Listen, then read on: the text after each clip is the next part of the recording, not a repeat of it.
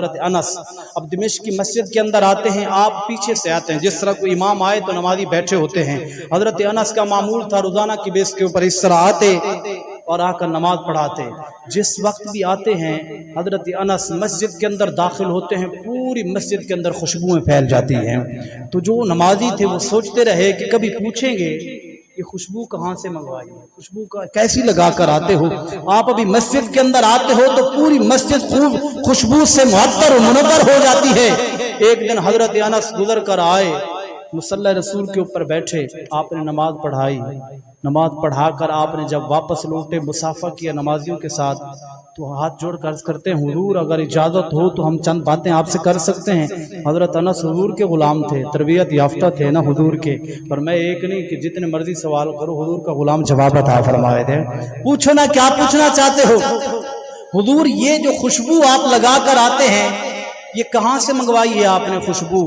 جب بھی آپ مسجد خوشبو تو ہمارے پاس بھی بڑی بڑی ہیں، ہم بھی لگاتے ہیں، پر ایسی خوشبو ہم نے کبھی نہیں سونگھی جو آپ لگا کر آتے ہیں۔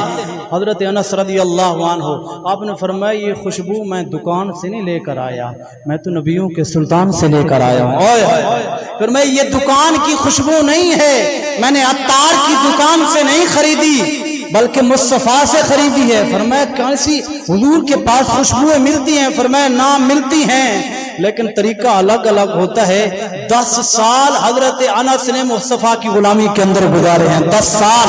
فرمایا حضور کبھی کبھی کام کرتے تھے مشکل والا یا گرمی ہوتی تھی، حضور کو پیشانی کے اوپر پسینہ آتا، وہ پسینہ میں ایک ڈھکن کے اندر بند کر لیتا، ایک شیشی کے اندر ڈال لیتا، روزانہ کی بیس کے اوپر یہ میرا کام تھا۔ مصطفیٰ کا پسینہ ایک شیشی کے اندر بند کرتا رہا حتیٰ کہ ایک بڑی شیشی میرے پاس آ گئی، حضور نے میری ڈیوٹی لگائی، میں دمشق کے اندر آ گیا ہوں۔